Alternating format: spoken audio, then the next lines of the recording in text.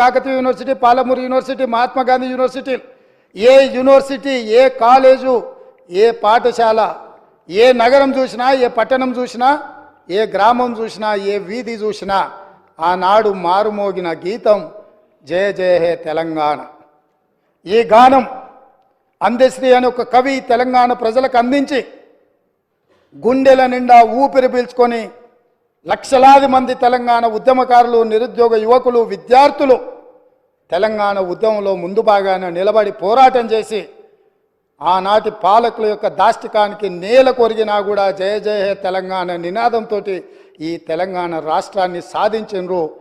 ఈ రాష్ట్రాన్ని సాధించిన జయ జయ హే తెలంగాణ గీతం ఈ తెలంగాణ రాష్ట్రీయ గీతంగా మారుతుంది అని చెప్పి 4 కోట్ల తెలంగాణ ప్రజలు భావించిండ్రు, ఆశించిండ్రు, ఆకాంక్షించిండ్రు.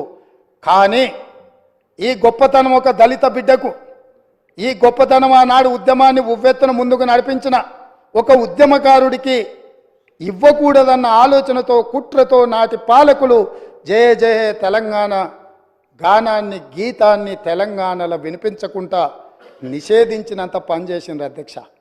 అందుకే ఈరోజు ఆ ఉద్యమ స్ఫూర్తితో ఉద్యమాలను గౌరవించే పార్టీగా, ప్రజల పోరాటాలను గుర్తించి, ప్రజల యొక్క ఆకాంక్షలను మన్నించి, ప్రజల యొక్క ఆలోచనలకే అనుకూలంగా పరిపాలన అందించిన పార్టీగా జయ హే జయ హే తెలంగాణ గీతాన్ని రాష్ట్రీయ గీతంగా ఆమోదించినాం.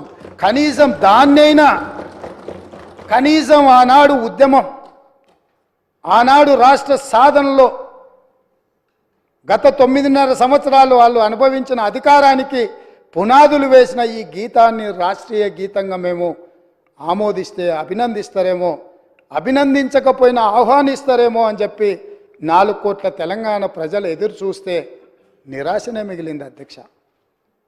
మేమేమన్నా అతిగా ఏమైనా ఆలోచన చేస్తున్నామా, అతిగా ఏమైనా ఆశిస్తున్నామా, లేకపోతే ఏమైనా అడగకూడని ఆశించింది ఏమైనా మేము ఆలోచన చేస్తున్నామా నాకైతే అర్థం కాలేదు అధ్యక్ష. మీరైనా మాకేమైనా మా ఆలోచనలో తప్పు ఉంటే మాకు సూచన చేయండి.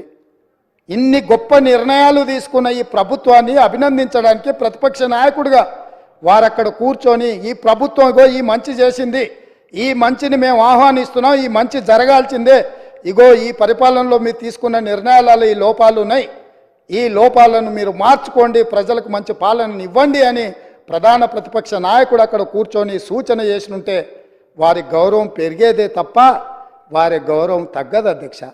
ఆ కుర్చీ అట్లా ఖాళీగా కనిపించడం ఈ సభకు ఏమైనా శోభ తెస్తుందా అధ్యక్ష?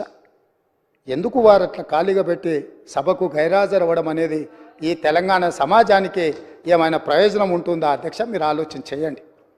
ఎందుకు అనంటే ఈ రాష్ట్రం మనది, ఈ ప్రాంతం మనది, ఈ నేల మనది, గాలి మనది, ఈ ప్రాంత అభివృద్ధి మనది.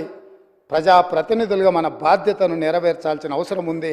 ఒకవేళ ప్రతిపక్షం దారి తప్పితే గుర్తు చేయాల్సిన బాధ్యత సభాపక్ష నాయకుడిగా నా మీద ఉన్నదన్న ఆలోచనతోటి